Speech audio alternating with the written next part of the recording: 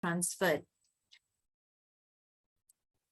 The field of media and communication is witnessing rapid growth with the explosion of new areas of studies ranging from citizen journalism to the emergence of social media platforms and the shift from long content to bite-sized news and information. As scholars in this field, there are vast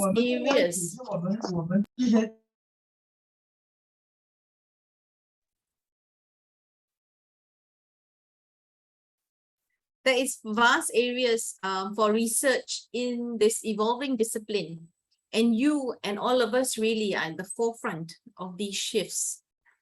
So for the first time this year, we thought with all these rapid growth, it would be timely to have a pre-conference session for a postgraduate workshop and on shaping your problem statement. So the problem statement is really at the heart of any dissertation, doctoral, master's, and at research, because it provides the focus for the research. And it validates the value of the research, its significance, the magnitude and importance of the problem that really would make your study a worthwhile study. So this is in essence the whole purpose of the conference today, to bring together, but also for us to learn as we go about research. At Taylor's University, research and scholarly engagements, such as these conferences, are crucial, as it is not only a platform for knowledge, but also as an avenue to build relationships with like-minded individuals and in collaboration with counterparts from all around the globe, which provides for a richer understanding and a learning experience. So I hope today you will take this opportunity, although we are online, but use the opportunity with the Zoom events platform to build relationships, chat with people. We also, as Dr. Hanis mentioned earlier, we have a lobby area where you can go in and mingle with people and really build these connections, because this is what academia is built on: collaborative work, collaborative accesses to global information. So ladies and gentlemen, let me once again thank our speaker for giving his time and insights on the topic today of shaping your problem statement. And I hope you all have an enjoyable session today and enjoy the next 2 days of the conference, where you will have access to the top leaders in the area of media and communication, and also practitioners. So use these opportunities to even gather information that may even spur your next research topic. So I wish you all a very good conference and a session today, and I hope you have an enriching experience at the conference over the next 2 days. Thank you, Dr. Hanis.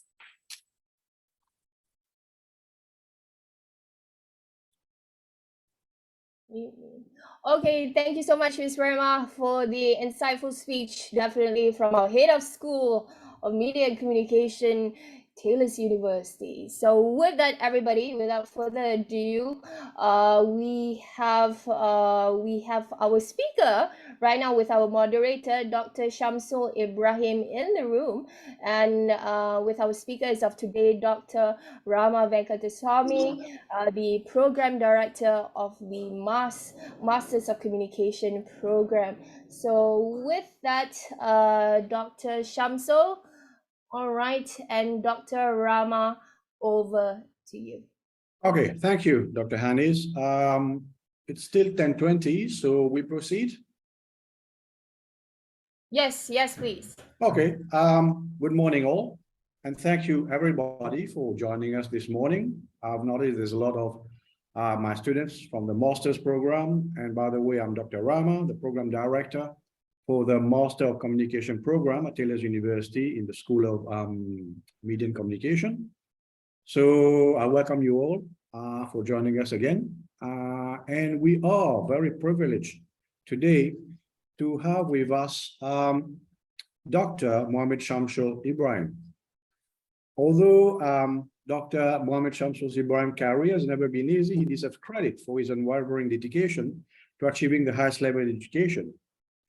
Dr. Muhammad Shamsul did his doctorate at University of Malaysia and is currently a senior lecturer at the Department of Media Studies at University of Malaya. So prior to his stint at University of Malaya, he served in many industries with his enthusiasm and communication skills, and he has authored several publications and actively participates in regional and international conferences, including our own current Search Conference 2022. So having said that, Dr. Mohammed Shamsul, are you ready to go? Yes, please. Yep, so please put up your screen so that we can see your slides. And while you do that, I would like to remind all our guests with us today, please turn off your microphone during, while our presenter is going with his presentation. And if you wish to ask a question, use the chat function. So please type your question in the chat section of Zoom. And at the end of Dr. Muhammad Shamsul's presentation, he will respond to your questions, and we'll follow up from whatever questions you may have put on in the chat. Okay, so thank you in advance for that. And without any further ado, Dr. Muhammad Shamsul, it's all yours. We've got plenty of time. You're the only speaker, so we're not that stressful time really. So yeah, please, relax, and we look forward to hear from you. Right. Thank you, Mr. Moderator. Thank you so much. Thank you, Serge. Thank you, Teles. All right. Thank you, everyone who made this conference happen today. Okay. I'm going to share my slides. Oh, okay. Okay. This is very first time actually using Zoom, so I can see my face already. I was like, where is me? All right. Okay. I really hope that you guys can hear me well, because I can't use my microphone. It's broken this morning. Okay. So no problem. We can hear you loud and clear, and we can right. see your slides. No Okay, problem. good. All right. Thanks. Let me see.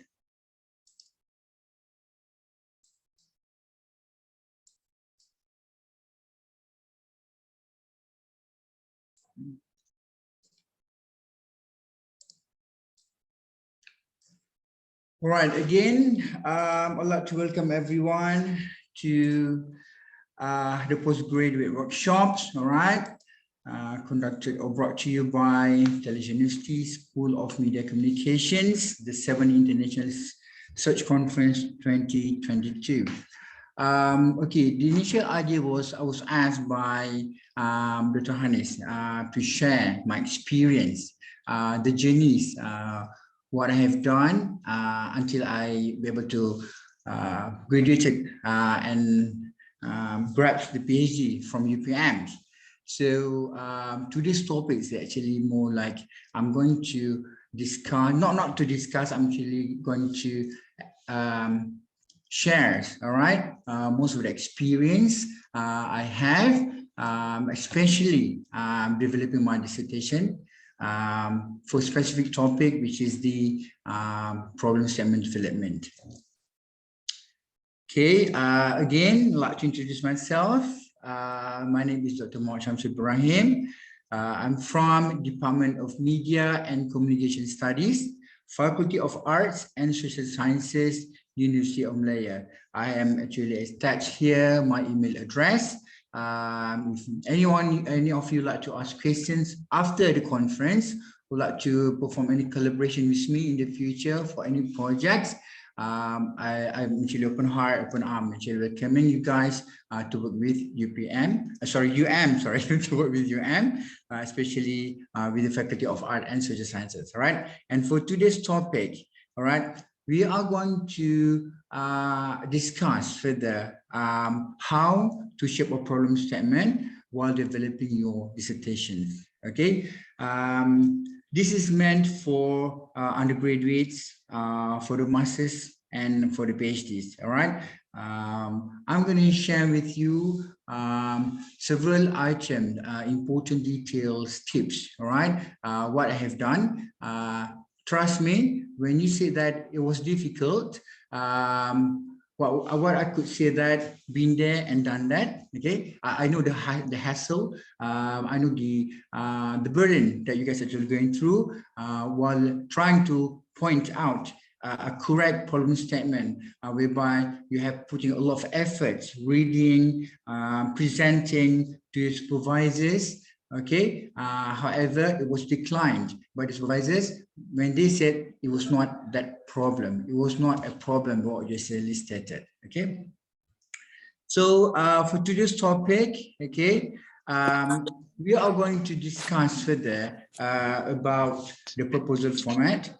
I'm not going to discuss in details, yeah, every single items here. It's just like pick through, you know, so that you can actually have the ideas how to develop your proposals generally, all right, and specifically how to develop a problem statement for your proposals, okay? And then I'm going to touch about what we always thought was a problem, but it's not a problem, meaning that what are the things that we present to our supervisors actually is not really a problem.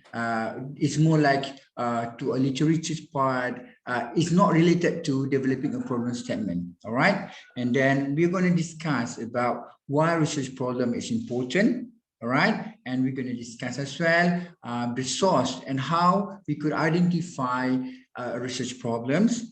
Okay, and we are going to discuss as well the obstacles, all right? We, as a researchers, as a graduate students, PhDs, masters, all right, facing while identifying the research problems, okay? And what are the research problem characteristics that could be defined or could be, we call it engulfed as a problem characteristic, okay? And how or must have a details, all right?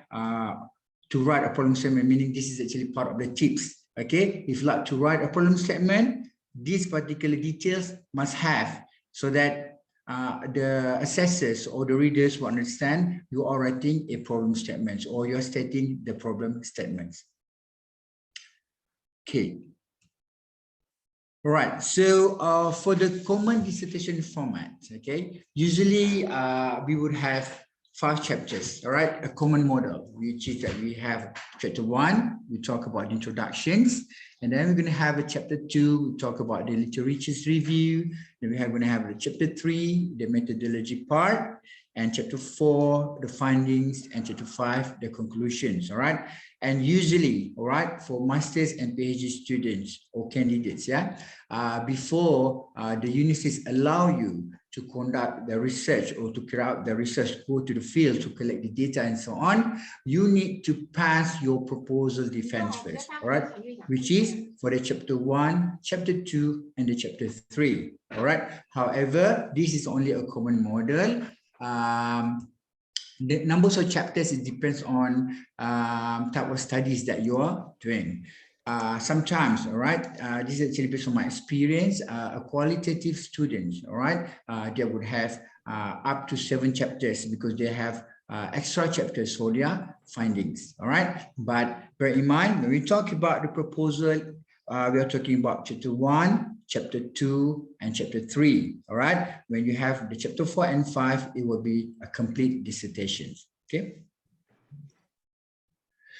Okay, the proposal format, as I mentioned, all right? We have chapter 1, chapter 2, and chapter 3, all right? What will be the possible items or components, all right, must have in the chapter 1? Usually, we're going to have the background of the studies, all right? And then it should have problem statements, okay? And then you should have the significance of the studies, the purpose of the studies, the research question or slash research objective, okay? And sometimes you would have the hypothesis in the chapter 1, or sometimes the hypothesis would be in the chapter 2. It depends on the university's format, okay? And then the definition of terms, all right? If you use specific terms, all right, and you need to clarify it to your readers or assessors so that the assessors or the readers will understand a specific term that you apply in your research context. For example, all right, if you are taking a website quality definition from other scholars, all right, but you need to reapply the similar context into your research, into your research, then probably you like to paraphrase it, all right, according to your research context, all right? And then we're going to have the assumptions, all right? Sometimes we do have it, sometimes we don't. It depends on the university format as well. And then the limitations, okay? As well for the literatures, okay? For the literatures part, okay, literature reviews, the second chapters, okay? The idea is to have a literatures, all right, for the second chapters. It will help you to establish context of your studies, meaning that it will definitely give you an overview, okay, what is your studies all about, okay? And then it will help to tell the readers what is already known about the problem in a particular area. For examples, all right, if you are conducting a research like my case, I am actually inclined to study the relationship between a new media with the agriculture extensions, or how the new media would definitely help to make the society better in terms of community corrections. Okay, so I'm going to talk about the new media, yes, all right. And then I'm going to talk about how does it actually related to developing a better societies. All right, based on previous studies, what has been mentioned by the previous scholars. All right, and then to investigate and help the researchers to identify research strategies, instruments, and procedures.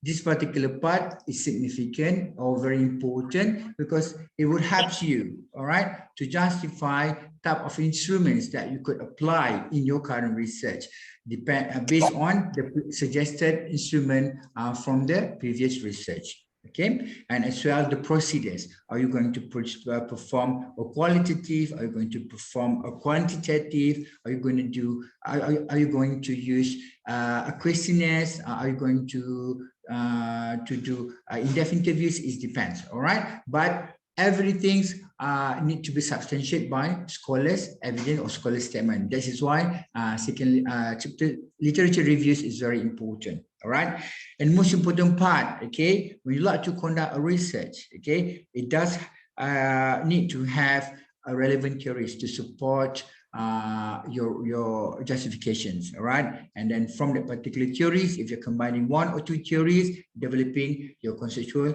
framework. Okay, and then we would have the chapter 3, okay, the methodology part. Okay, we're going to talk about the research design. Okay, again, all right, the research design will always refers to the literatures. So if you notice that every single chapters, they are interrelated. All right, and then the decisions, okay, to decide for the unit of analysis, meaning that the person that you like to interview, or we call it informants, all right, or the person that you like to get the data from, or the respondents, okay, the characteristic, all right, it would definitely differ from one research to another, all right, or you can just adopt and adapt according to your research context.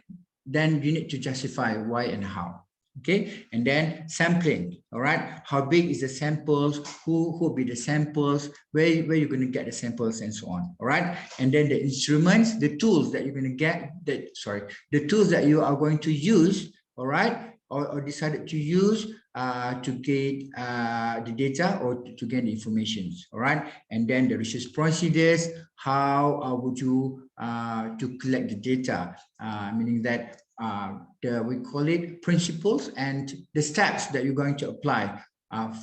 Step 1, 2, 3, 4, and so on. All right, and then what will be your plan for data analysis, and then what will be your plan for presenting the results. All right, and then, all right, usually for research proposal, chapter 1, chapter 2, chapter 3, and then we will have the Gantt chart. All right, and sometimes, all right, if you're applying for a grant, all right, you would need to provide as well the budget section. Okay, however, for today's topic, for today's discussions, okay, we are not going to discuss everything, all right, what I have presented earlier. We're only going to discuss the problem statement, which is the heart, the core of a research. All right, if you are unable to decide or to determine a correct problem statement, the rest of your research would be obsolete. Okay, so what is not a problem? Okay, usually with all the hard work, the effort that you have done, okay, or given, okay, at the end of the day, when you present it to your supervisors, they would decline the ideas. Why?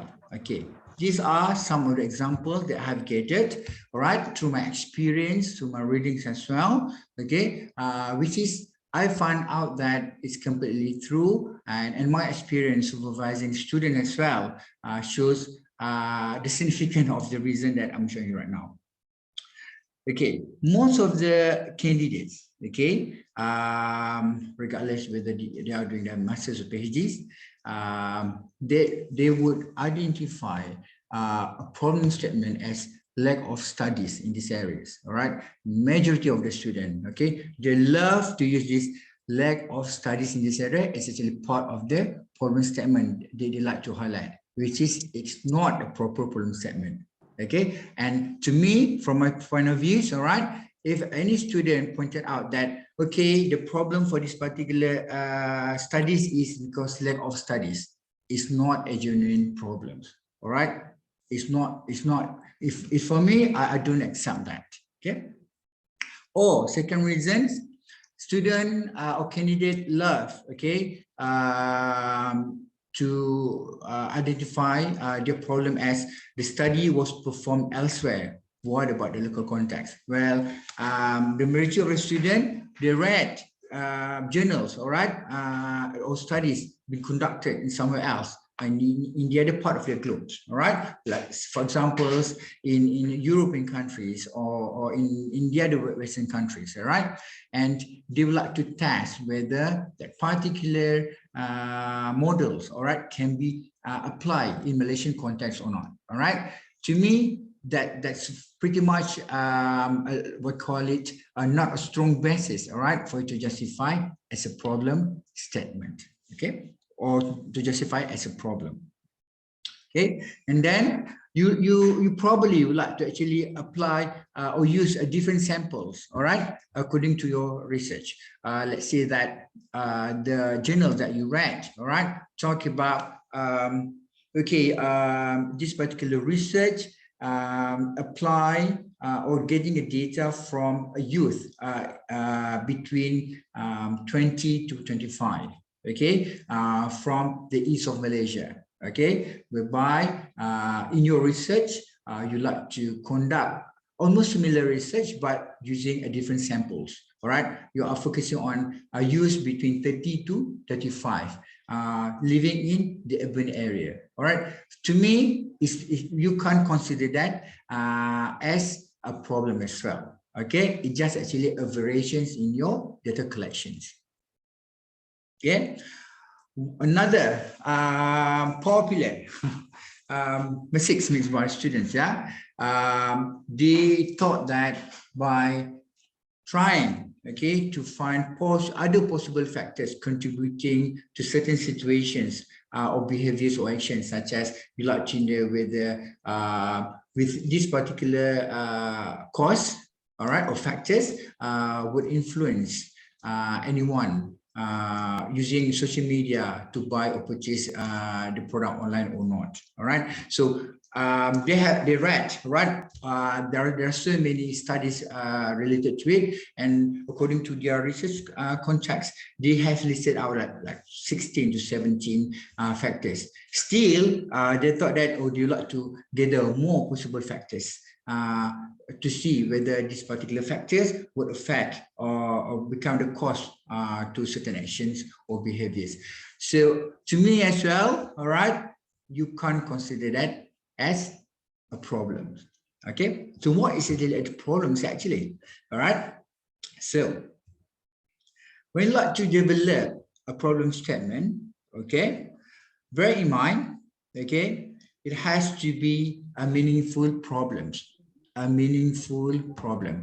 okay, or an opportunity for you to gain a better solution, to gain a better knowledge, or to find a solution. So for me, when I did my pages previously, all right, it's easy for me to think that, okay, a problem is for me to find a solution.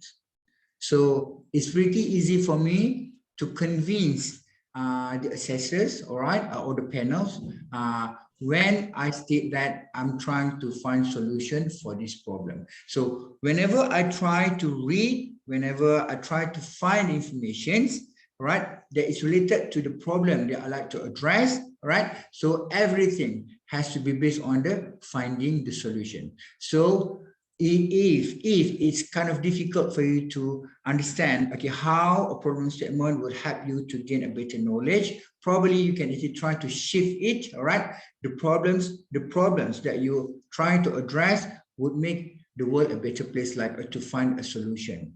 Okay, for examples, okay, in Malaysia right now we have problem with food security. Scarcity for the foods is very critical nowadays. All right, so that's actually the problem. Okay, and then you try to find the solutions, all right, to solve the problem for that particular issues, the food scarcity. So they would actually give a basis for you, all right,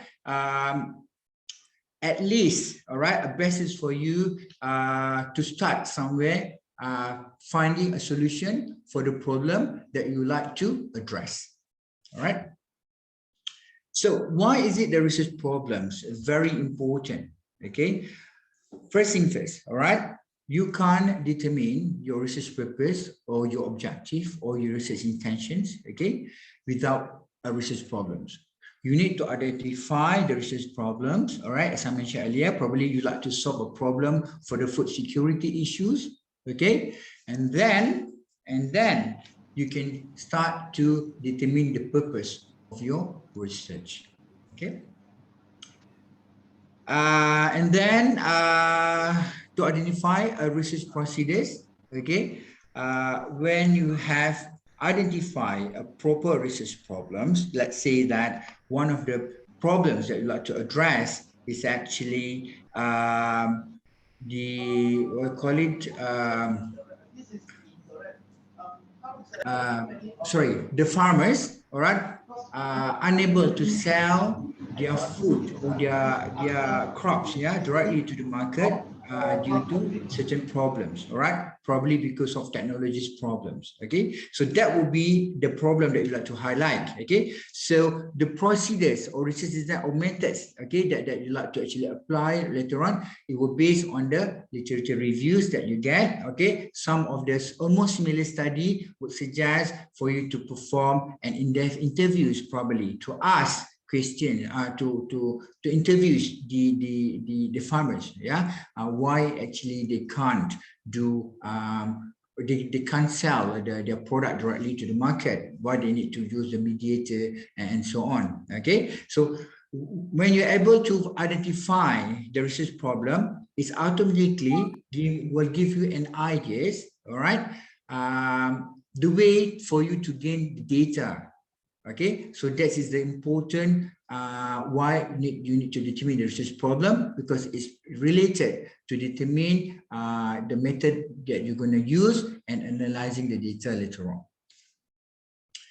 Other than that, all right, of course, it will help you to write a proper problem statement. All right, a problem statement, you need to indicate it in chapter 1. Okay, so when you identify the problem, you already have the problem. Okay, then it will be much more easier for you to create a problem statement.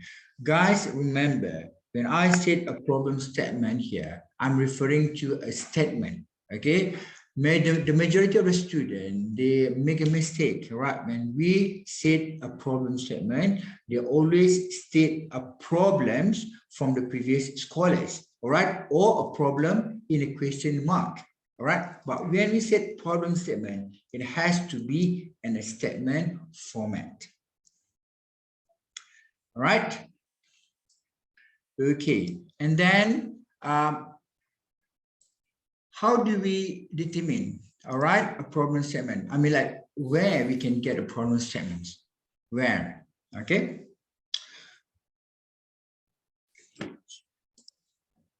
Okay.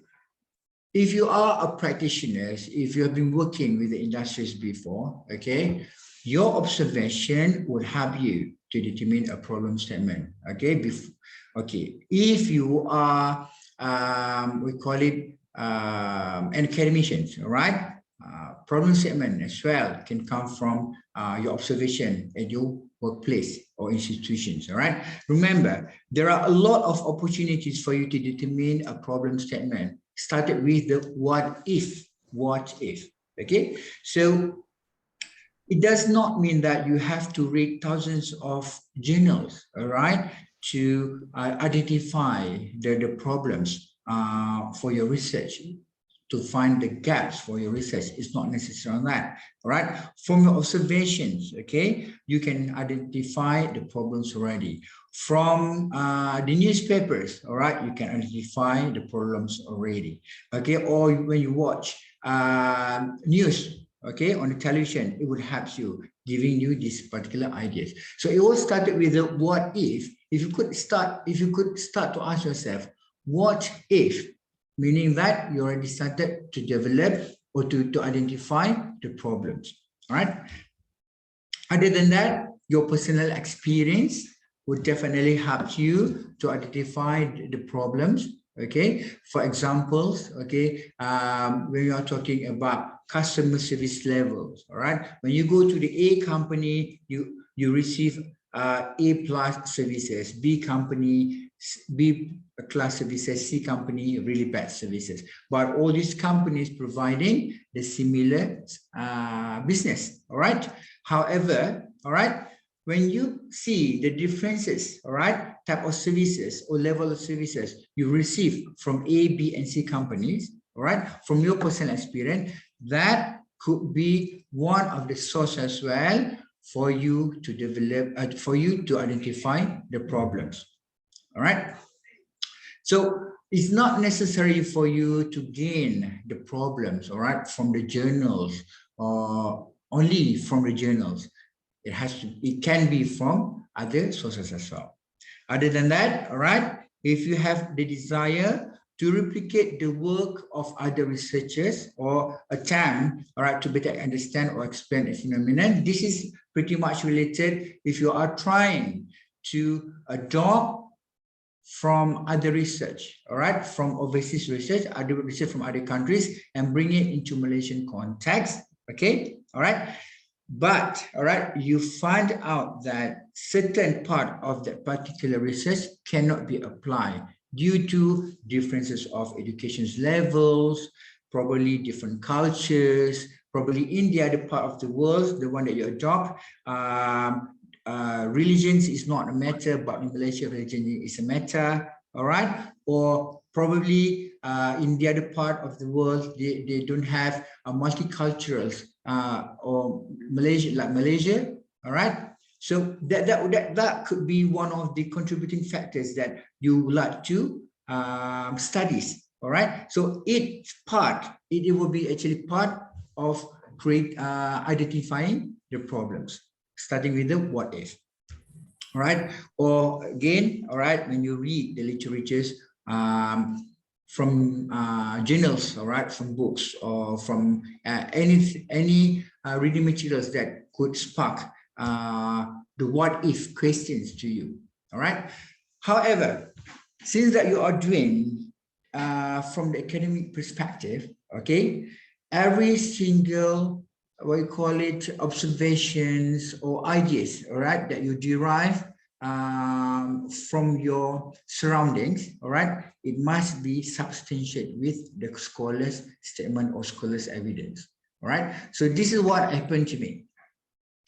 I observed a lot of incidents, all right, when I did my PhDs, all right, I did my PhDs for website when I volunteered with one of the NGOs, all right. I found out that why there's a lot of problems with the NGO's website, but not a problem with profit-making companies' website. So from my observation, I see that as actually part of the problem. I gather, all right, the problem from my observation, which is that part of the issues in my workplace or from my personal experience. Then I use that particular references or observations. I try to find, okay, anything that is related to academic, meaning that evidence are stated by the scholars, all right, from the journals, all right, anything stated by the scholars from their books, okay, just to suit the problem that I have gathered or I have identified prior. All right, so you can do that way. All right, it's not necessary for you to read thousands of journals, okay, and trying to find the gaps between the studies. All right, so much more easier if you have a working experience and then you perform your pages, because you can do this kind of observation at your workplace. Okay. So these are the obstacles faced by the candidates, all right, most of the times when they trying to identify the research problem. I faced a similar problem as well when I did my PhD, even right now as well, sometimes, okay, I faced the similar problems, okay. First, all right, where the candidates tends to provide a broad overview of what they wanted to do. Okay, when we talk about the research problems, all right, it has to be narrow. It has to be very specific. You don't study anything that's broad. You have to study something very specific. For example, if you like to study the problems related to how to increase engagement of the social media for specific social media. All right, we don't say social media. We are going to study specific social media, such as to increase engagement for Instagram, to increase engagement for Facebook, to increase engagement for TikTok. My suggestion, it would be better for you to have a specific or narrow topic, right, rather than a bigger topic. Another obstacles, all right, the candidates, the student can't tell the problem they wanted to investigate, because there are a lot of issues or problems, all right, they wanted to study, all right. No, focus only to one particular problems, all right, narrow it down, all right, then you would find, all right, that will be the problem that you like to address in your dissertations. And then sometimes, all right, not sometimes, most of the times, all right, the students or the candidates, all right, like to repeat problem from the previous studies. I encountered this so many times, all right. I encountered like the student would repeat problems, okay, from the previous studies, all right, list it down like 5 to 10 problems mentioned by the previous scholars, all right, and they thought that's considered as a problem statement, which is wrong, all right. The problem mentioned by the previous scholars, all right, from the previous studies, that's the problem according to their research context. However, in your research context, what will be the actual problem that you like to address, all right? So it's a big no, all right, for you to reiterate problems are mentioned by the other scholars, all right, and make it to your problem statement, all right, or research problem. No, okay, you don't copy and paste telling the assessors or the readers, okay, this is actually the problem there, okay. And then the candidate doesn't really bother with the project, but only aim to finish their studies. This only happens if you are the GRA, okay. So if you don't have the spirits, or you have no interest, okay, to complete or to conduct the research, because you have no interest to that particular topic or theme of that research, you will have a problems completing the particular research. So yes, and yes, sometimes people say that for you to conduct a research, you need to have an interest to the research. For me, with interest, you can develop, all right, because you have a bigger purpose, all right. Just keep telling to yourself, all right, whatever research that you do, whatever theme or whatever problems that you are trying to solve here, all right, the major idea is for you to contribute to the societies, all right. That's what I keep telling myself, all right? Regardless whether I'm doing agriculture extension project or I'm doing mental health project, which is not related at all, okay? And sometimes the project, it does not suit with me at all, okay?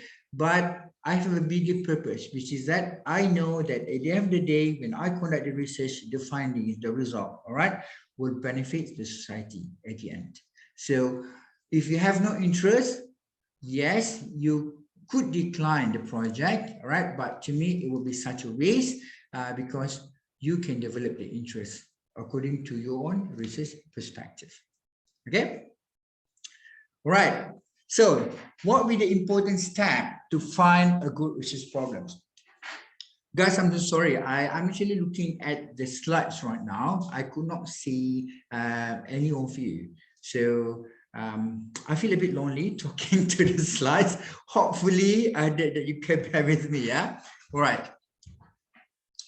So there are a few steps, all right? Several steps actually. This is actually part of the most common or general steps that we can use or apply, or I'm explaining to you guys to find a good research problem, okay? So remember, before you develop the problem statement or before you write the problem statement, you need to find a good problem first, all right? So that is why from the first slide just now, I'm only talking about finding a good problem, finding a good research problems, all right? Because without research problem, you're unable to develop or you're unable to write a problem statement, okay? So the only way is you got to read, you got to read, you got to read, all right? And then you need to read some more, okay? Until you feel comfortable or you can moving forward, meaning that you grasp the whole idea of that particular topic. You already understand, okay, the do's and the don'ts, all right?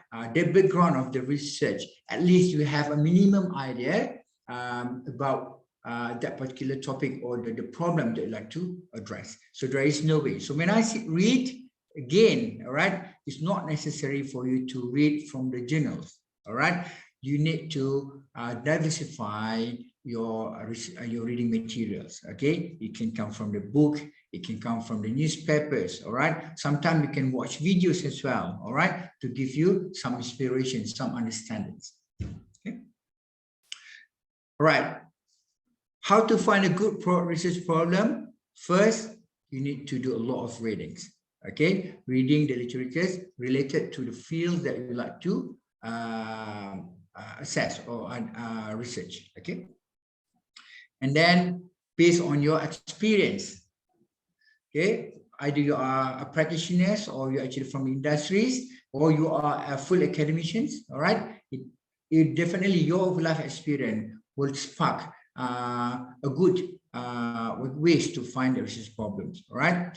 Or from the theoretical or basic research problems, okay? If you read a lot of journals, okay? There are a lot of journals mentions about problem that is related to the theoretical part, okay?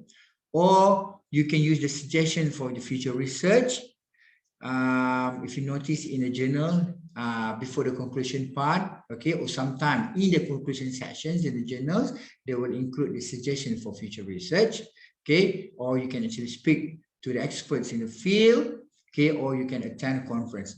So there is no, we call it, that's one of the reasons why the majority of the researchers, all right, the lectures, all right, is part of the norms, okay, for us to attend a conference, because we would like to listen to a variety of presentations, all right, from our dear colleague from the other universities or the research from the other part of the world as well, right? And at the same time, okay, it's actually part of the opportunity for us to interview the experts in the particular field, especially for me, all right? I'm quite young in the research industries, especially in the agriculture extensions, okay? So I like to go to all the massive conference that is related to farmers, you know, or researchers in agriculture sections, yeah, so that I could ask them, all right, what would be we call it the current trend, what would be the major problems right now facing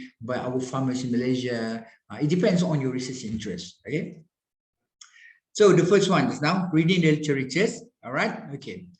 Make sure when you read the literature, make sure that you read the journal, make sure when you read the newspaper, make sure when you read the book. All right, it gives you an idea to the course, whatever you want, whatever plan that you like to do later. All right, for examples, all right, you are trying to find the methods that could be applied into a research context, okay, or you like to find we call it the basis or the conceptual framework or the theories that is related to your problems. All right, so when you read enough, okay, definitely it's going to give you brief ideas, okay, general ideas in terms of the context in your research that you like to address. Okay, so one of the most important methods here, you need to read a lot of literatures. All right, I know most of the students they would skip the second chapters, you know, in the journals. All right, no, actually the second chapters is the most important sections, all right, in the journals, because it definitely gives you an overview, okay, of a particular problem addressed by the researchers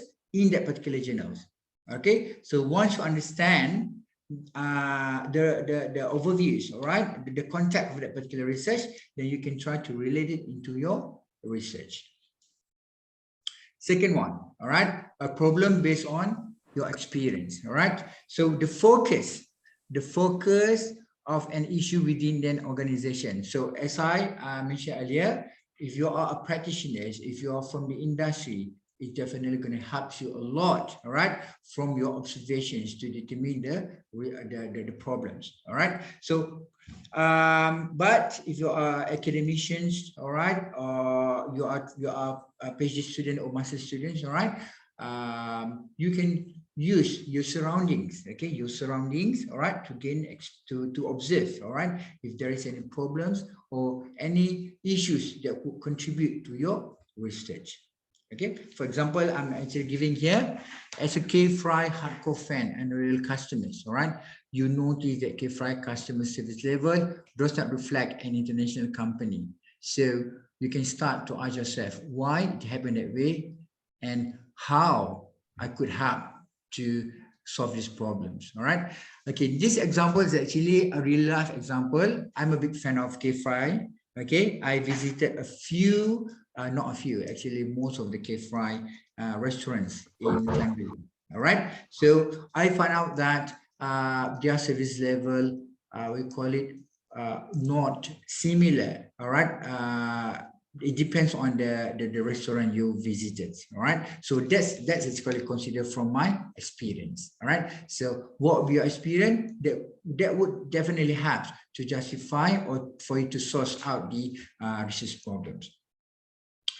The third one, the theoretical or basic research problems. Okay, this particular sections actually if you are trying to find the research problem using journals, all right, sometimes, all right, the contradictions in the journals that you read, when you read like 4 or 5 journals, all right, perform almost similar research, not a similar research, almost similar research, yeah, you find out that A journals saying that A variable is related to the C variables, but the other journals, all right, when they test the A variable, it did not actually correlate with the C variables, all right, probably because the study was conducted elsewhere, all right, so these particular contradictions should give you some ideas, all right, why, and why, all right, then you need to read further from the literatures again,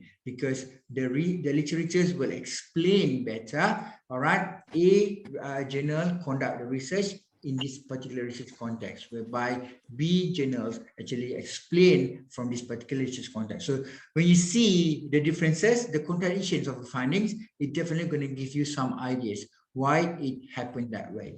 Okay, right, and then use suggestions for a future research.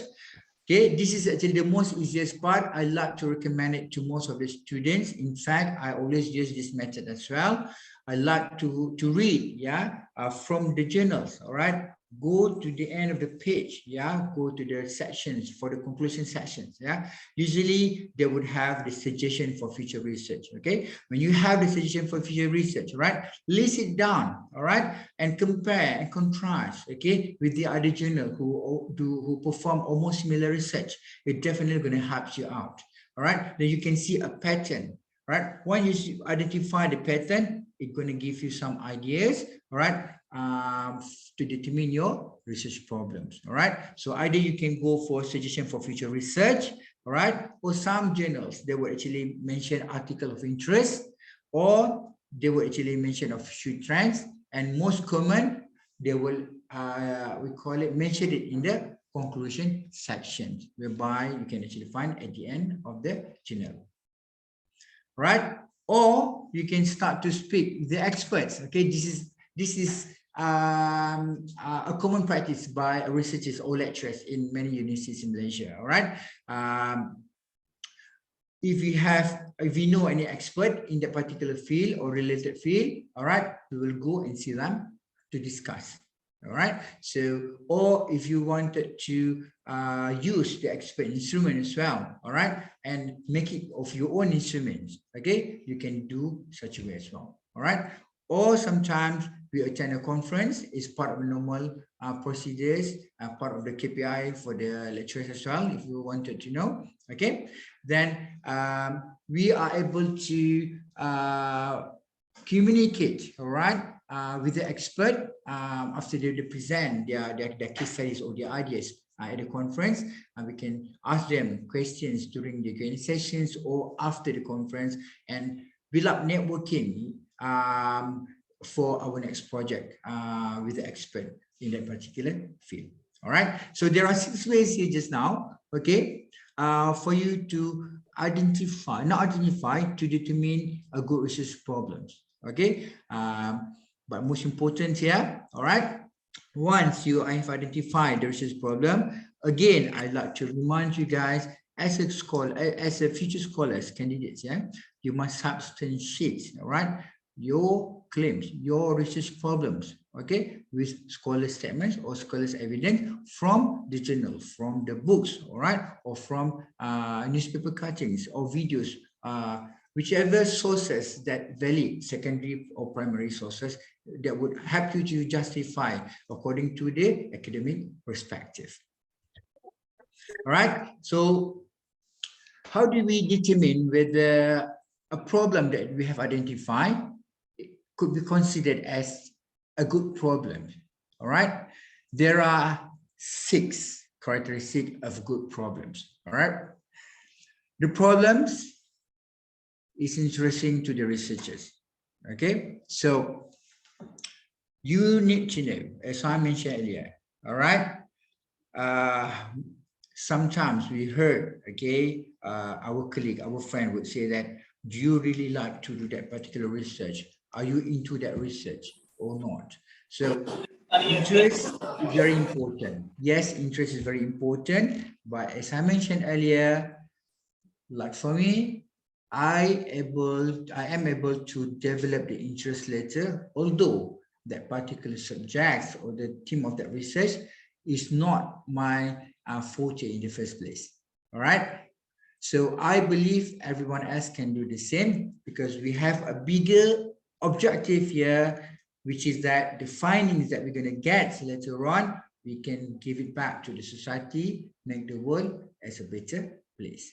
Right, and the scope of the problem is manageable by the researchers. All right, manageable, it's not too big, it's very narrow, you can manage it in terms of finance, in terms of time, in terms of knowledge. The research has the knowledge, time, and resources. Is pretty much related to the previous context just now.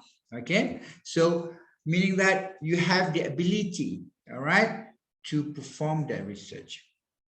The problem can be researched through the data collections, meaning that if you like to perform a research, if you like to identify that research problems, okay, that problem, you can justify it using data. It's not that you can't solve the problem without data, because this is a scientific research, all right? You need the data, all right, to solve the problem. So if you identify the problem, but you can't get any data from it, that is not considered as a good problem. All right, a good problem, you must be able to get a data to solve that particular problem. All right, and then investigating the problem has theoretical or practical significance. Okay, contributions. Okay, meaning that if you solve that particular problem, all right, what does it do? I mean, like, why is it very important for you to solve that problem? From the theoretical perspective, it's going to contribute to the new knowledge, of course, all right? And then from the practical perspective, does it accelerate the process? Does it cut short the process from 10 steps into 7 steps? Does it help on that way? All right, so you need to consider that as well, right? If your problem does not carries any weight, contributing to new knowledge, contributing to efficient practical skills, efficient practical impact, right? So it could not be considered as a good problem. And then ethics is very important, all right, for you to understand that for you to identify a good problem, it must be related to the ethics. Okay, so because you are going to, what you call it, apply a research, all right, or perform a research, but you cannot, we call it, look down on the ethics part. Okay, you cannot forget or you cannot ignore on the ethics parts. All right, it's very important for you to perform a research according to the ethics. All right, we don't want anything happen to you after that. All right, or the findings that you derive or you get later on cannot be used or contribute to the development of the society or the countries. All right, so I'm explaining already. The problem is interesting to the researchers. Okay, lack of interest. All right, the impact will be you will fail to finish a project. All right, and then you're going to run out of energy and spirit. All right, when you fail or you run out of energy and spirit to complete the project, right, the research quality going to be very, very low or below expectation. Why? Because if you have no interest, you don't want to read. If you don't want to read, you're going to be lazy. All right, so if you're going to be lazy, then you will not get the data correct. You just doing it for the sake of getting your degree, getting master's, or getting your PhDs. The scope is problem manageable. All right. Okay. This is the reason, the always reasons. Yeah. I receive from my students. Yeah. They always say that they could not find interesting problems. All right. It's not that they could not find the interesting problem, but they could not find one specific problem that they like to address, because most of the students, most of the candidates, yeah, I really adore you guys because you are very ambitious. You have very high expectations. All right. In other words, you are trying to boil the ocean. You are trying to change the world. All right. No, you don't want to do that. Okay. Your problem has to be very specific and manageable. All right. You are in a learning process. Okay. You need to understand when you be able to grasp specific research problems, it will definitely help you to identify specific methods, specific research design, specific analysis that's going to help you. It is better for you to master or to be very good at one specific themes rather than be here good and there, but at the surface levels. So remember, you don't want to boil the oceans, all right? It has to be very specific. The researcher has the knowledge, time, and resource. Okay, you must understand sometimes financial stability as well, part of it. Okay, when you fail to plan, all right, I know many of you have heard this before, you fail to plan, you actually plan to fail, all right? Let's say that you need to complete your dissertation within 3 years, all right? But if you fail to plan, all right, you need to add on extra hours, extra period, extra money, all right? Everything has to be add on, multiply or double, all right? So we don't want that, okay? So please, if you like to find a good problem, make sure the problem that you are trying to solve, you have the source, all right? The resource is very important. You have, you know, the person, you know, the venues, you know, someone that you can get the data easily, all right? Okay, it's a must, all right? And then you have a little bit knowledge, all right, in your research content. This is why you need to read.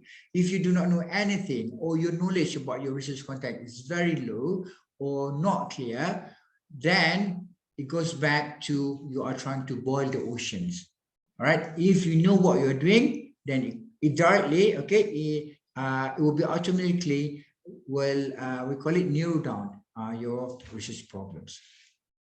Okay, and then remember, when you are trying to find a good problem is nothing without data, all right? Because you need to have a data to solve the problem. Okay, or because you have to, okay? And then, all right, the theoretical and practical significance, all right? We talk about significance, we talk about the benefits of investigating the problem, the benefits of solving the problem. As I mentioned just now, contribution to the knowledge, contribution to the theories, contribution to the practicals, all right? And significance is important because to show why the study is important to be conducted. Again, ethics, all right, depends on the moral compass. Okay, so sometimes, okay, we have a lot of taboo research in Malaysia especially, all right? You can't study anything that is related to, we call it minors, all right? Sex education, you can't do that, okay? It's not you can't, I mean, like, it's very difficult, okay? Or anything that is related to transgender, anything that is related to, we call it beyond the capacity of the society to think of, all right? So you need to understand, all right, when you try to identify a good research problem, all right, please judge that, please mirror that with your moral compass, all right? Not only your moral compass, but please consider the society moral compass, all right? We don't want you to perform studies that is unacceptable by the society, all right? Because at the end of the day, you'll be in trouble, the institute will be in trouble, and the funding will not be able to contribute anything to the society development. That is a must, all right? Other than that, all right, when you try to actually get the data, all right, again, you need to understand, you need to follow a correct moral compass, all right? You don't want to lie while you're collecting the data, because sometimes when you determine a research problem, it's too heavy, too general, too broad, all right? Or you can even manage the problems, okay? Then it start, the candidates start to lie, you know, try to actually present the data, but they don't really collect the data. So we don't want that to happen, because knowledge that you gain from the research is very important. It's going to help you, it's going to help the society, it's going to help the countries. So this is why the ethic part is one of the most important details, all right, or subject or the components, all right, for you to determine a good research problems, all right? So as a summary, all right, when you like to develop a problem statement, okay, focus of the research is actually considered as a problem statement. So once you have determined, once you have defined the focus of the research, you already have the problem statement. So how do we determine the focus of research? This goes back when you need to do a lot of reading, all right, to strengthen yourself in that particular research context. All right, so whenever people ask you, all right, what is the problem statement? You can consider problem statement as a focus of your research. And all right, the background of the problems, all right, is how you identify the problem and why it's become a problem. Okay, so that is considered as the background of the problem. So I use this particular technique a lot when I like to write my background of my studies, all right, for my chapter 1. Actually, I write a lot that way, and it does help me. It does help the readers. It does help the assessors to understand, all right, my research context per se. Okay. And then when we talk about the benefit of investigating the problems, all right, you are talking about the significance of the problem, all right? So there is part in the chapter 1, talk about the significance of the problem. You are talking about the benefit of investigating the problem. So what will be the benefit just now? We are talking about contributions, all right, to the knowledge, contribution to the practical part. How this particular problem, when we resolve the problem, it could contribute to these particular sectors, the practical part for the knowledge development and so on. All right. So these, okay. I like you guys to remember, okay, this summary, because it does help me a lot when I try to write my dissertations one, okay, and when I write my journals for submissions. All right. So, all right, for you to write, okay, once you have identified the research problems, okay, you have strong basis in the research problems already, you know the focus of your research, okay, it's a time for you to write the problem statement. Again, remember, when I say a problem statement, it has to be in a statement format, all right? So it has to be clear and concise. Whenever a reader or assessor read your problem statement, all right, they must be able to understand the problem immediately. Okay, you must understand it. Okay, so when you write a problem statement, please ask your friend, all right, whether your friend could understand it or not. All right, because sometimes we don't want you to write a very long problem statement, but it's very difficult for us to understand it. And the way that I write my problem statement, usually it comes with 1 or 2 sentences. Okay. And then must include all the variables to be considered, all right, to mention the relevant variable in the problem statement. Okay, almost forgot to mention, I'm very much into quantitative research, all right? So variables is very important in my research. Variable is very important to me. This is why if I perform any studies, all right, or if I write any problem statement, I always like to mention specific variables in my problem statement. Okay, and the third one, you should not interject bias. All right, you should not put certain elements. All right, considering that you are proposing these ideas because you have we call it personal belief. There are some students, there are some scholars actually which have that, but pretty much we call it scars about it. Okay, so most important, it has to be clear and concise. If you are doing the quantitative research, please include some of the variable in the problem statement so it will be easier for the assessor or the readers to understand. For examples here, all right, for examples, all right, lack of effective content on social media cause society to have stigma towards petty crime offenders.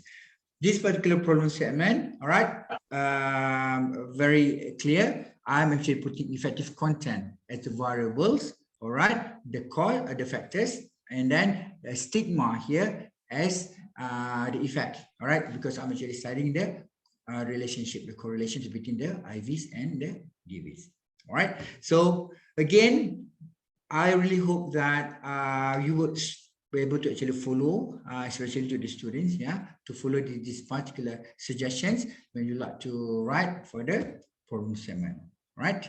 Okay, guys.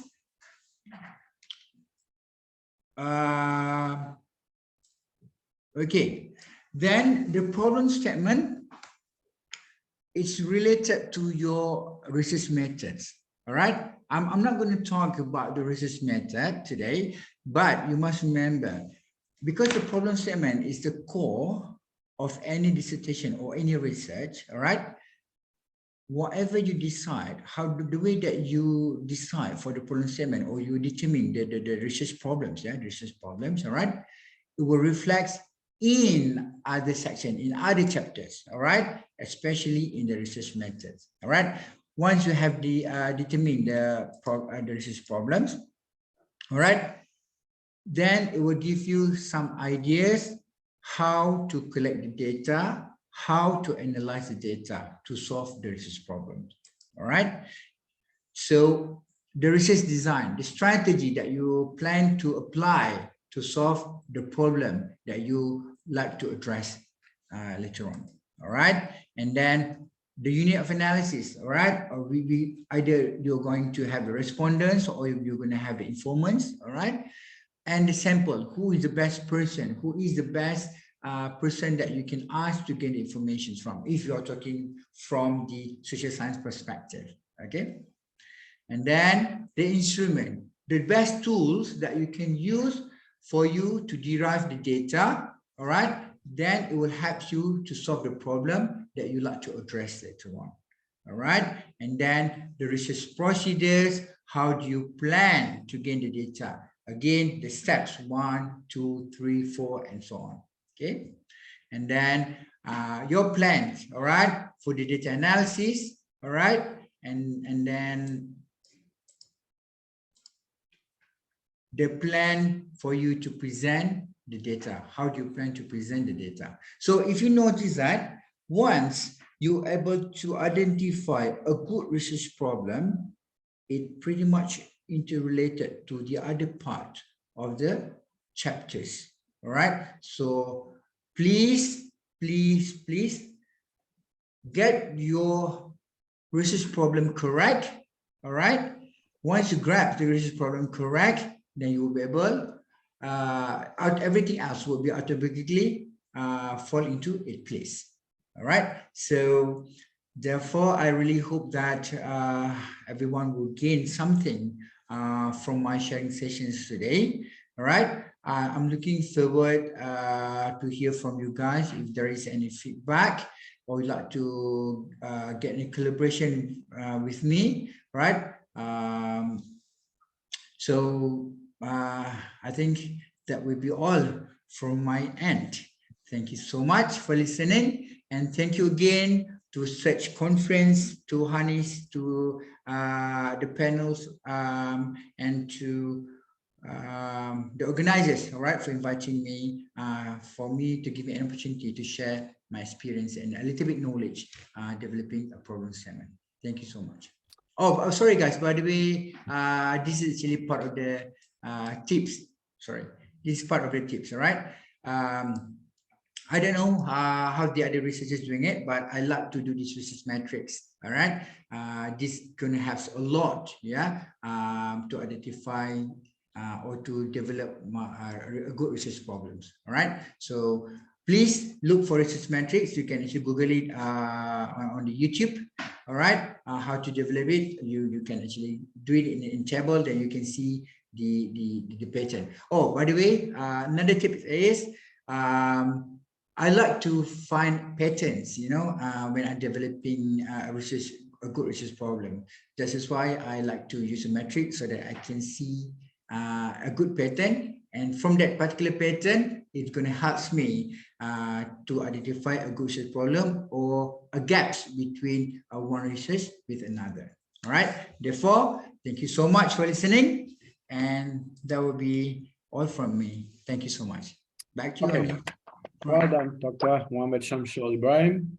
Thank you very much for that very detailed and enlightening presentation about the problem statement. We still got plenty of time. So I had some questions, but there are people who wrote questions in the chat. I don't know if you can see them. But anyway, I'll just go through them and I'll read them as they are and we can try to respond to them. Yes? Right. Okay.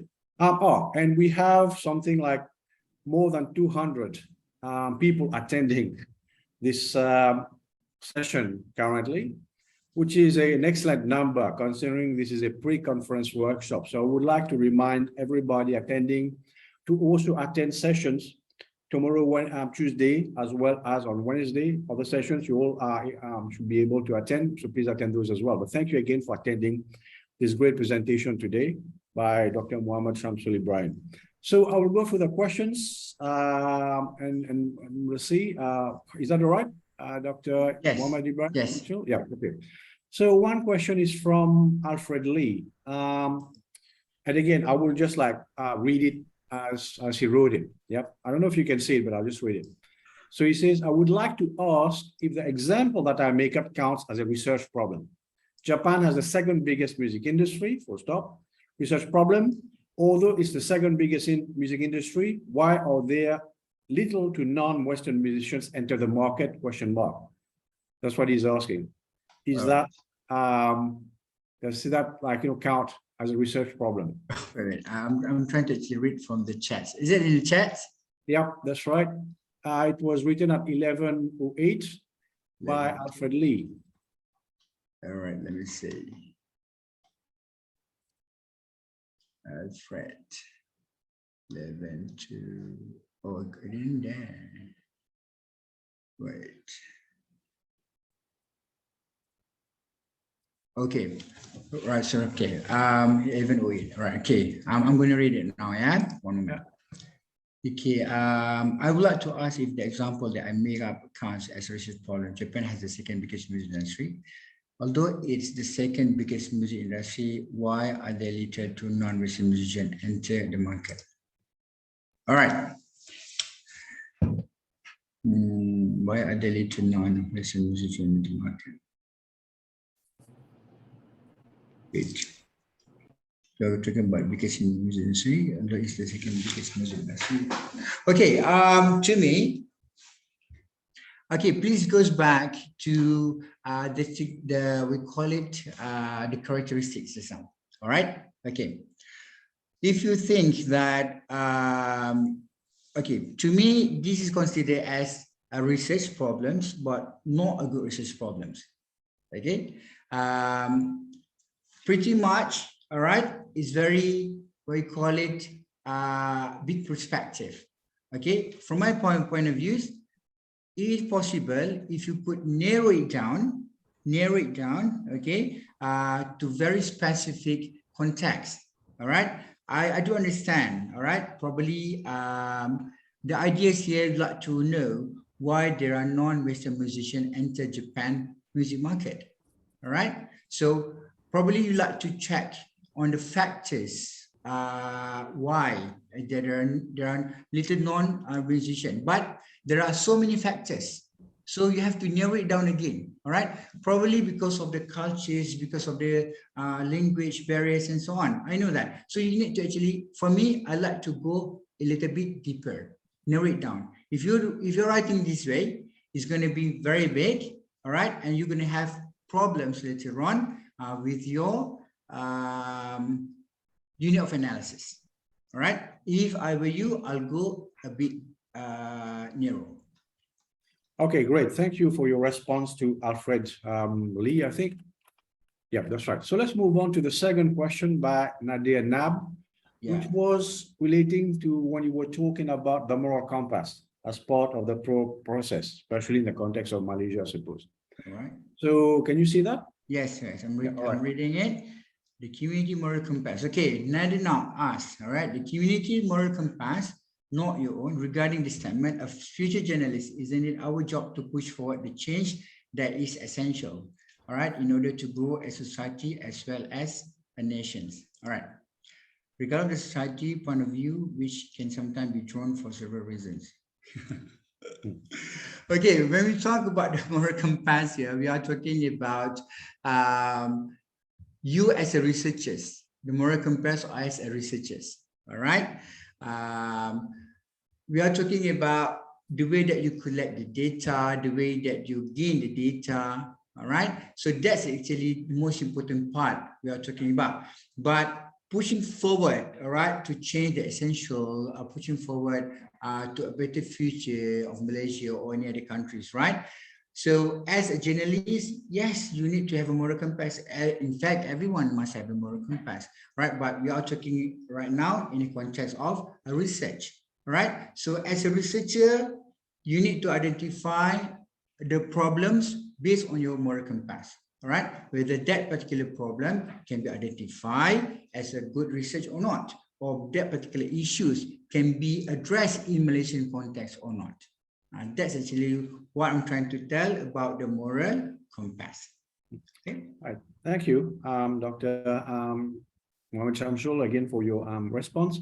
Let's move on to a third question here from Nia Ifano.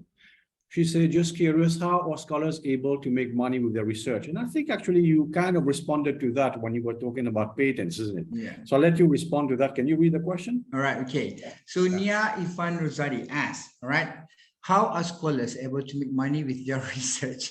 Is it publishing their research to various channels, book or website? These questions come from observation that some research articles are free to access download, but some require payment beforehand. All right.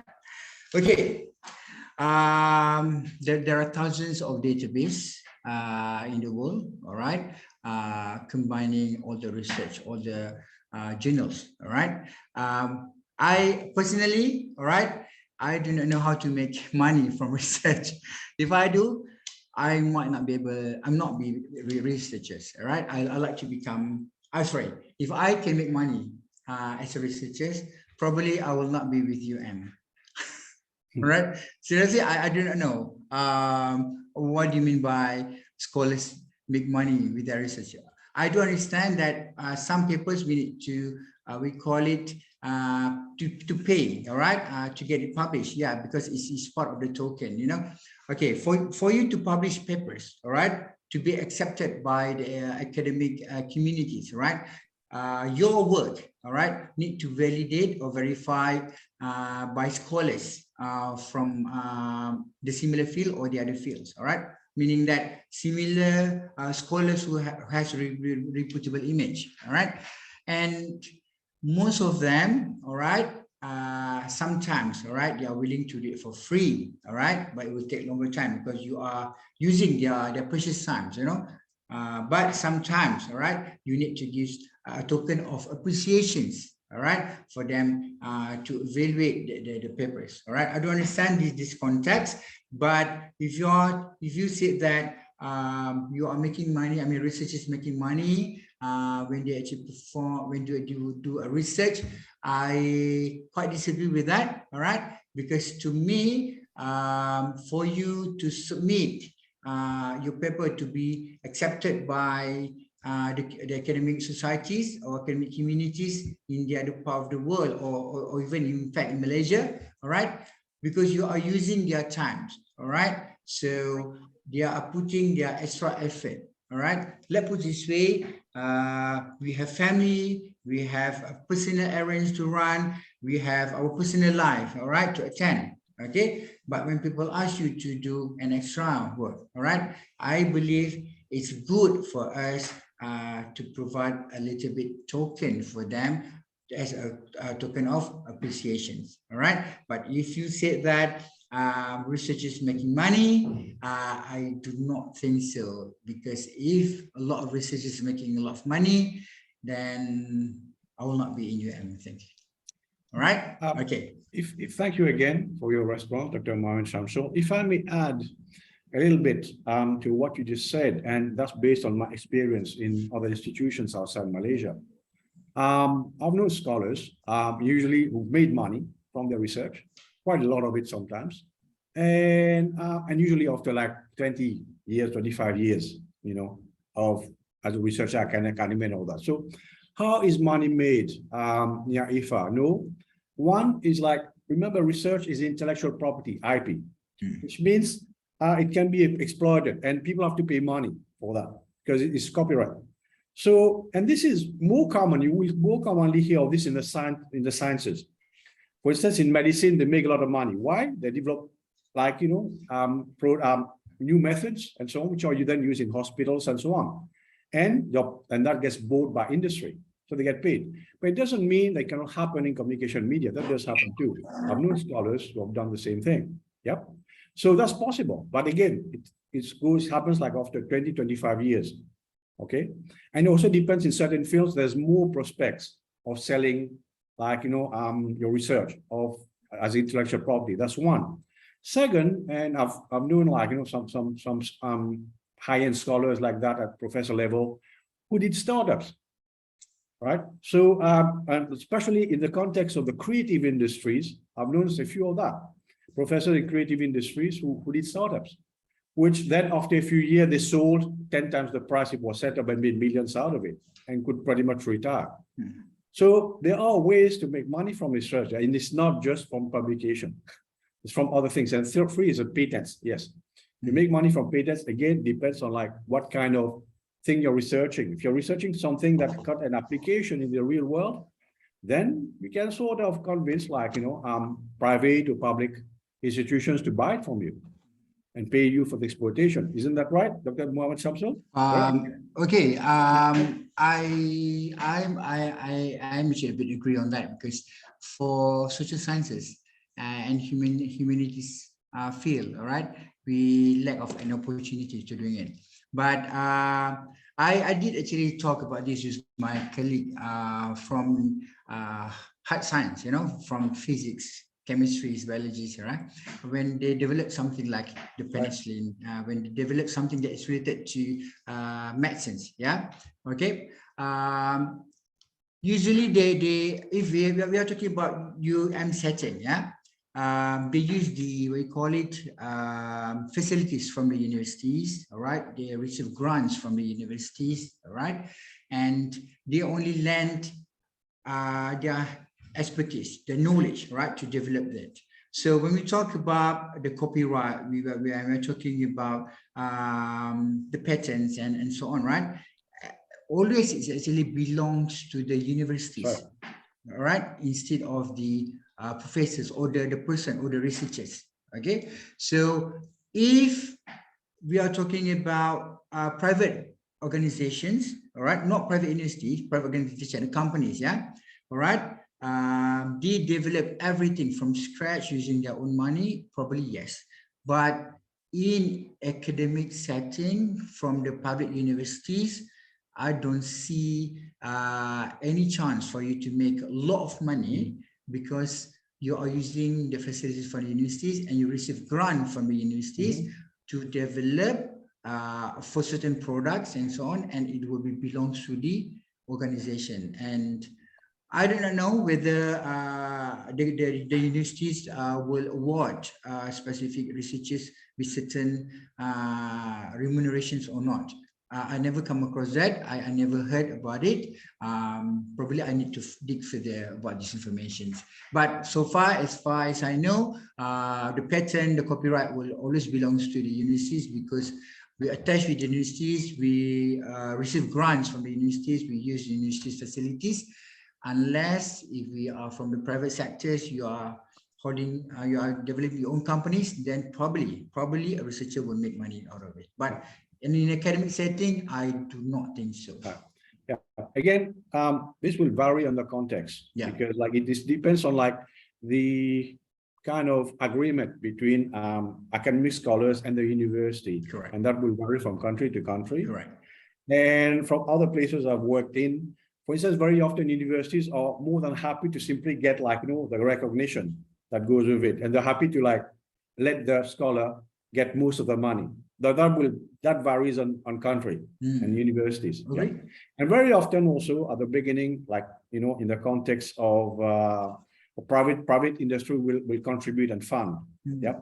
So then like, everybody will get a bit, everybody will be happy. But anyway, I think like, we have answered that question quite at length. Another question from my colleague, Dr. Kasim. He says, how the practical experience, observation, experts' opinions to formulate a problem statement or justifiable in defense with PhD student. So here is referring to the defense process. I'll like you read that and respond to that. All right. Okay. This one. Okay. Kasim Ali Nisar. Okay. He asked about how practical experience can help to determine research problems. All right. Okay. As I mentioned earlier. Okay. From your observations. All right. You can identify the problems. All right. We are not talking about developing a problem statement here. We are talking about identify the problems. All right. So when you identify the problem, as I mentioned earlier, okay, through your experience, through your practical experience, you identify A, B, C. There is actually a problem with the A companies. All right. So for you to in academic setting, all right, you need to substantiate, all right, your finding from the observation with the scholar's statement or evidence. So my point of view is you can derive, you can get problems, all right? You can identify problems easily from observation. It's a must. It's better that way, all right? As a novice researcher, it's better that way. But then, okay, let's say that you have mentioned, let's say, for example, just now I gave examples about stigmatism towards, stigma towards petty crime offenders. All right. So from our observations, the society hates criminals. All right. Regardless, they are we call it a petty crime offenders or hardcore crime offenders. All right, or serious crime offenders. All right. So from our observation, there are stigma. All right, happen. All right, regardless on what kind of offense that is committed by the person, as long as you are an offenders or you are wearing that orange coat and everything, right? People will have a stigma towards you. So I observed this particular situations whereby I found that it is a bit unfair, all right, for us, all right, as a person to perceive everyone in a jail as the same. All right, probably certain people they went into prison because of certain reasons. All right, we do not know the stories behind. All right, so for you to justify, you already identify the problems, then you need to use, all right, statements from the scholars. And in this particular case, I use researchers' evidence saying that stigma would definitely, all right, create perceptions. See, this is how I use my observations, all right, but the observation I support with the scholar's statement and evidence, all right, to justify that stigma is happening in the society, and is that particular claims, yeah, substantiates by scholar's statement and evidence from the journals, from the newspapers, and so on. All right, thank you. I hope that answers your question, Dr. Kasim. Now, I've scrolled further down. There's another question from J. Liu, written at 1138. Can you explain more about the reason why elsewhere in between America's problem, relevant problem cannot be a problem? Maybe you should scroll down and read it for yourself, Dr. Muhammad Shamsul. Yeah, I'm 1138 by J. Liu. Okay, I do understand this. Okay. I have mentioned this earlier. You like to adopt a research from, let's say, from other countries, let's say from Thailand, all right, bring it into Malaysia context, all right, and you like to test whether that particular research context can be applied in Malaysia context or not, all right. That is not considered as a problem. All right, that's considered as only variation in research. All right, you need to identify the actual problems. All right, let's say, all right, for example, in Thailand, their agriculture industries is booming, is very good. All right, but in Malaysia, the agriculture sectors are quite slow. You can't adopt or taking a research from the other countries and bring it into Malaysia context to test. No, unless you find, all right, the reason why agriculture sectors in Malaysia, all right, is slowing compared to Thailand. All right, so you definitely cannot just adopt and test it into Malaysian context. Definitely a big no, because you need to identify the problem in Malaysia, not in Thailand. Do you get what I mean? Jet Liu? Yep. Okay. I think like that should like, you know, respond. Yeah, she got it. Yep. Okay. Right. We got like one more question from Fariza Isa, which is a bit more technical. She asked how the systematic literature review differs to conventional literature review. All right, Fariza, I really hope that I can answer this, but I don't use systematic literature reviews. I use only conventional literature reviews as what I showed you just now, right? There are steps for you to actually follow in SLR, all right? I would suggest for you to go for specific course for SLR, but if you ask me, it's not that I'm not recommending, it's really good for you to go. I will try to go as well one day, but for time being, I'm pretty much comfortable with conventional literature reviews because I usually like to see the pattern, especially to determine the research problems. So right now, okay, when you like to conduct a research, okay, my point of view is you need to be comfortable in your zone. I mean, like whatever you do, you need to be comfortable with it. All right. You do not need to follow the current trend, but you have a problem to adopt or to understand it. Right. Like myself, I am good. All right. Developing metrics. All right. So it's made me feel easy to adopt and I can do it better and faster, all right? And it's allowed me to see the pattern easily, all right? So I rather to stick, all right? Or to remain at the spot for a time being until, all right, it's needed for me to go for an advanced versions, something like that. All right, but my suggestion, if you like to go for systematic reviews, yes, you can go, but again, do whatever you feel comfortable. That is most important. Great. Right. Thank you again for your response, Dr. Mohammed Shamsul. I've actually got a few questions that I wrote at the very beginning before you started the presentation, but I think you answered most of them. But I will still ask one question, if you don't mind. So my question is, another common approach by many postgrad students is to pursue research problems that appear to be trending, at a particular point in time, even if they have little understanding or interest in such problems.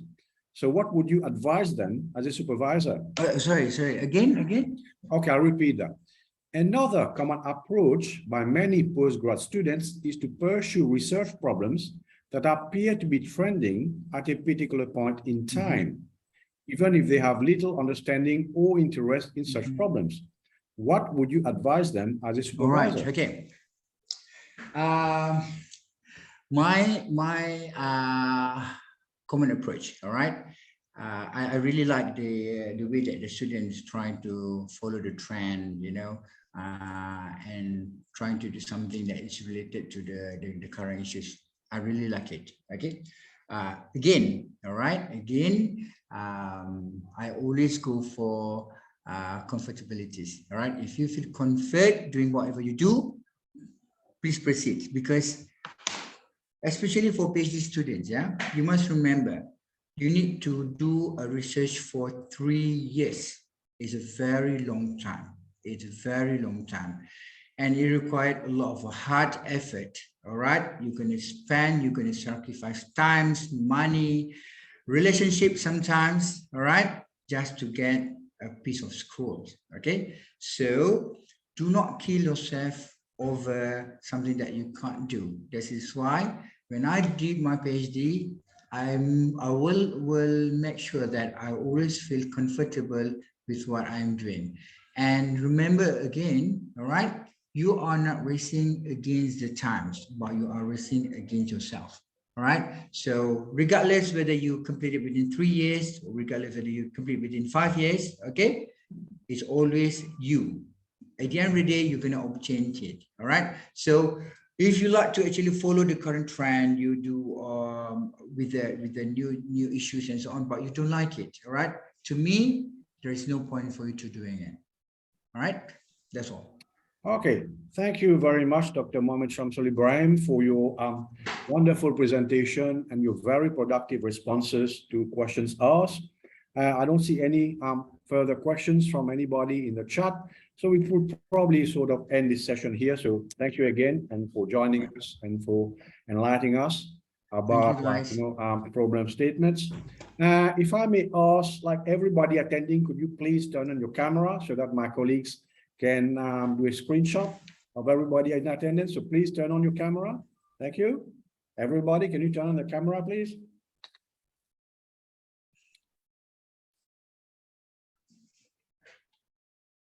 Please turn on your camera. Everybody in attendance, please. Thank you.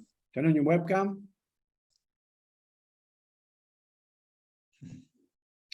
Dr. Anis, you are taking the screenshot, right? Yes. Okay. Sanka, maybe can you take one as well as backup? Oh, sure. Okay. All right. I'll capture. All right. Everybody ready? We're going to take a few shots because we have 8 slides right here. So I am taking N1, N2, N3, smile.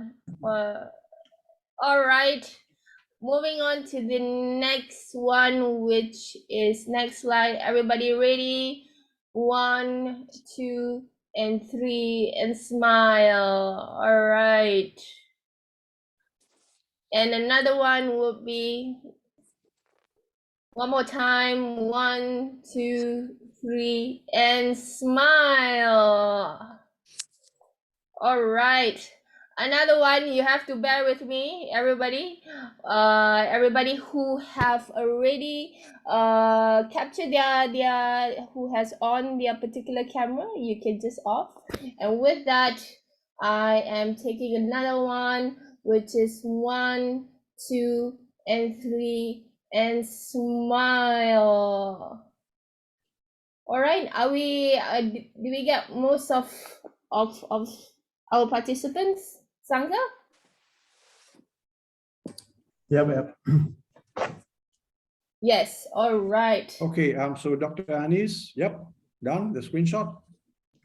Yes. Okay, so may I conclude the session now? Yes, that you can throw it over to me back. Okay, yes. So thank you again, Dr. Mohammed Shamsul Ibrahim, for joining us this morning and for your wonderful presentation. So thank you. And we thank everybody else, everybody who has attended today. And we again remind you, please attend the other sessions tomorrow and Wednesday as well. And there's going to be like a lot more papers happening. So thank you again for joining us, and it's been great. So I'll pass it on to Dr. Hanis, my colleague. All right. Thank you so much, Dr. Rama, for the great moderating the session. Thank you so much, Dr. Muhammad Shamsul Ibrahim from University of Malaya Department of Media Studies, for the great and insightful session on problem statement. If I could add, when we talk about having a problem statement, it's not easy to remember what your problem is after throughout years of doing your PhD from time to time. When you read through your viva, you forgot already the crux of your problem statement. So it's a good a refreshing and I would say and a quick wake-up call to all of us in doing our PhD. So with that, thank you so much, everybody, for joining us in our pre-conference, postgraduate seminar workshop with Dr. Shamsul Ibrahim. So with that, if you go back to the lobby sessions and click on sessions, you will see a search conference secretariat room and a networking session lounge. whereby we will be opening, our search conference crew will be opening that particular room to take any questions in regards of the conference. If you have any questions, please come over, or if you like to mingle, right there, we can do that as well. So we will be opening that room up till 1 p.m. and then we will be closing the room at 1 p.m. as well. And with that, we will see you at 8 a.m.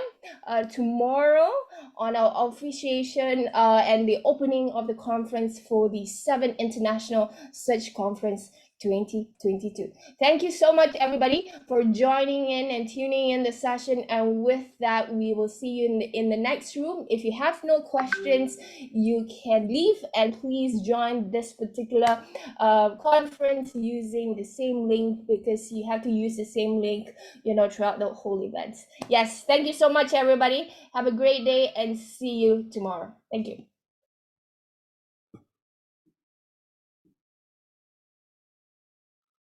Thank you, everybody. Thank you. Thank you. Thank you. Thank you. Thank Thank you. you. Thank you, everybody.